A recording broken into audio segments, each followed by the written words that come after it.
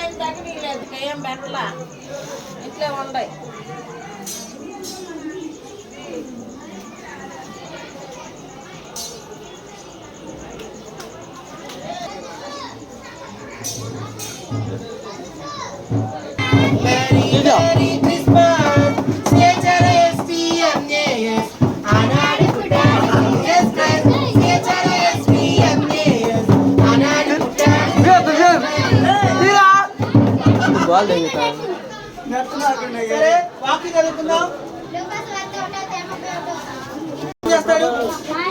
Jagan